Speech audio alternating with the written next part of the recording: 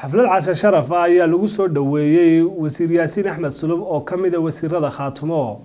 taas oo lagu qabtay magaalada London ee cariga Ingiriiska sida warbixinta warka nooga soo diray magaaladaasi wariyahayaga Maxamuud Boocame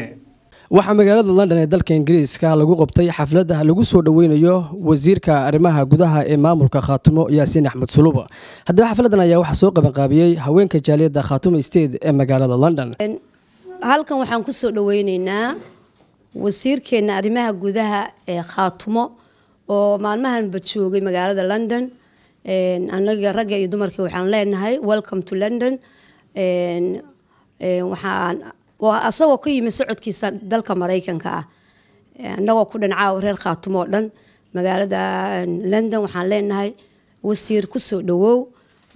gacmo furan aad baad u salaamantihiin mudane marwaba xubnaha reer Khaatumo ee halkan igu soo dhaweeyay jaaliyada khaasatan waxaan mahad gaar u siinayaa gabdhaha jaaliyada reer Khaatumo iyaga oo meel culus kaga yaala oo had iyo jeer u hawlan sidii ay maaragtay support u siin lahaayeen maamulkooda waad mahadsantihiin soo dhaweyseen waxaan u maleynayaa waxay ku kooban tahay soo dhaweyntaas in maaragtay aan ka mahadnaqo sida maamuus kale ee wanaagsan sharafta laadii soo dhaweyseen ayaan maaragtay aan iminka ku soo koobaya bismillaahir rahmaanir rahiim assalaamu alaykum waraxmatullaahi wabarakaatuh aad iyo aad baad u mahadsantihiin wasiirka Yaasiin Axmed Cabdi oo hadda socdaal ku soo maray North America haddana wadankii u sii jeeda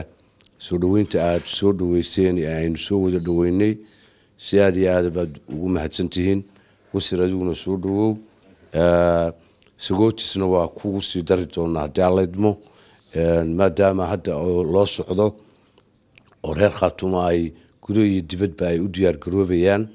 shirka ka dhici doono Taleex ee hadda qabanqaabadiisii gudo iyo dibadba lagaga jiro muxuu ahaayay ummadda reer Khaatumona waxaan faraynaa inay dhammaan sida halkan looga diyaar garoobayo ee qurba joogta gaar ahaan reer UK ay ugu diyaar garoobayaan diyaarna ay ugu yihiin hiil iyo hoobana ula garab taagan yihiin muxuu ahaayay dadkooda iyo dalkooda iyo muwaadiniinta reer Khaatumo iyo dadaalka loogu jiro in dhulka uu cadawga inaga haysto soo celinteeda iyo horumarinta wadankeena oo horumarintiisu ay waajibna saaran tahay haday waxbarasho tahay hadii ay tahay caafimaad hadii ay tahay inaynu jidadkeena samaysano dhameystirka ee riboodada hadda gacanta lagu hayo iyaguna meesha fiican maraya iyo Soomaalinimada aynu horena ugu dhiman jiray haddana aynu ugu dhimanay midnimadeeda sidii loo adkeyn lahaa guushii iyo ujeedkeeni aynu lahayna aynu uga midho dhalin lahayn waad salaamantihiin dhammaan jaaliyada reer Khaatumo ee UK waxaan idin la soo dhaweynaynaa wasiirkeena qaaliga Yaasiin Axmed Sulub oo inuu safar inooga yimid dhanka Mareykanka casuumadan ay u sameeyeen soo dhaweynta hablaha reer Khaatumo oo sameeyeen aad iyo aad baad ugu mahadsantihiin anaan ka soo qayb galay inta ka bacdi hadal badan meesha ma jiro waxa weeyaan in isagana la soo dhaweeyo idinkana aan idin mahadnaqan ba jira waxa kale oo jira waxa weeye waxa jira shirkii Khaatumo ba dhawaan ka bilaabmi doona Taleex hadii insha Allah hadii la yiraahdo waxa muhiim ah si loo diyaar garoobi lahaa oo ergooyinka iyo dadka wixii baxaya ka qayb galaya oo diyaar garoobi lahaayeen Ahmed waxaan ku faraxsanahay caawa inuu nala joogo wasiirka arrimaha gudaha Yaasiin Axmed Sulub oo halka kan aan ku soo dhaweynay sigoo ka yimid dalka Mareykanka una sii jeeda wadankii Soomaaliya Khaatumo State ay shirki weynaa ee Khaatumo State u dhacay doono hadii uu Ilaahay idmo marka aad iyo aad baan ugu faraxsanahay inaan la sii dardaarano oo aanu hawlaha ka sii wada hadalno oo aanu maxay ahayto hawlaha gaarka ee Khaatumo u gaarka ay halka ka sii socdaan waxaan ogeysiinayaa reer Khaatumo oo dhan oo aan aad iyo aad ugu boorinayaa inay shirka ka wada qayb galaan dal iyo dibad kuwii dalkii jiray ku dibadda joogaba inay ka soo wada qayb galaan shirka sidii Khaatumo looga bixi lahaa maamulka ku meel gaarka oo loo dhidbaha loogu aasi lahaa waxaan kale halka ka sheegayaa dad baa waxay ku foogan yihiin ugaas cabdilaahi inuu iska dhiibay Hargeysa sheeko been oo saliya raad lahay weeyaan ugaaskii wuxuu jiraa xamar waxa weeyaan raga ku muleehanaya odayaasha iyo guurtida ku muleehanaya hadhaafan barabigaanka iyo beenta dhulka la isla maraya raga waaweyn ee sharafta leh ciidamada wadanka huwan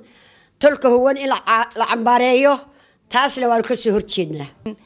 anigu waxaan rabaa inaan la hadlo dad khaatuma oo ka hadlay laascaanood oo telefishinada soo fadhiistay dadka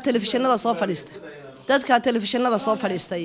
ee cabanaya ee cataabaya ee rag leh ee dumar leh dumarka ku cataabaya waa nala kufsaday sidan baa nolo galay war kuwaad u cataabaysan hortiin baa la kufsan jiray oo baaba iyo balanbalo dhan soo mareen adkaysan baa la idinka baahan yahay cidna uma maqna ceelo uma qodna baa la yidhi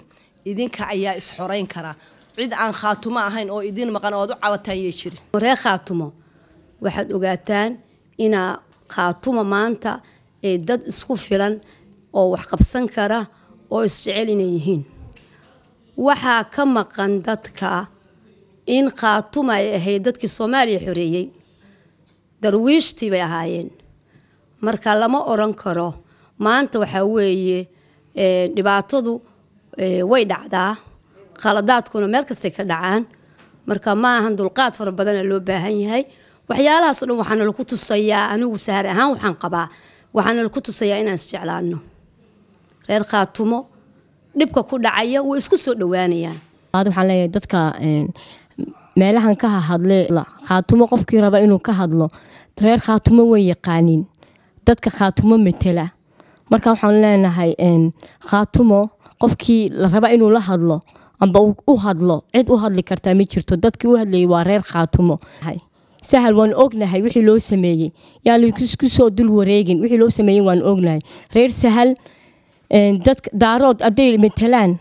daarood khaatumo uu yaqaana meeshuu joogo bal waxaanu jecelahay inaan wax ka weydiino wasiirka oo ka soo kactimay wadanka Mareykanka bal waxaad warbixin yar naga siisaa safarkaagii aad kaga timi Mareykanka haddana aad ugu socoto wadankii safarka aan ku tagay Mareykanka xaqiiqatan wuxuu ahaa iska dan gaar bay ahayd waan gartay shacab badan oo reer khaatumo ayaa waxa ay ka dhursugayaan xilliga uu furmayo shirka khaatumo marka maxaad isaga warbixin ka haysaa goorma laga yaabo shirku inuu furmo shirkaasi kulli sida ugu dhaqsaha badan buu furmayaa xaqiiqatan sidaan u goynay kulli bisha imika aynu ku jiro haddii alla idmo ayuu shirkaasi aan dhacayaa saanu filayno haddii alla idmo sidaas aanu iyagiina ku soo wargelinay qoladii qurba joogtay ee Ameerika joogtay qolada kale ee meelaha kala joogaan ku wargelinaynaa ilaa imikana sidii loogu diyaar garoobi lahaa baa xaggan laga jira halkan saanu ka warhayno ka wadaan iyo meel kaleba marka kulli haddii alla idmo bishan aynu ku jiro maartay shirkaasi qabsoomaya si kastaba haddee soo dhaweynta xafladda ayaa waxay ku soo beegmaysaa xilli uu dhowaan la filayo inuu ka furmo shir magaalada Taleex ee taariikhiga ee caasimadda ku meel gaarka maamulka Khaatumo maxamuud maxamed xasan maxamuud Boocame Somsa TV magaalada London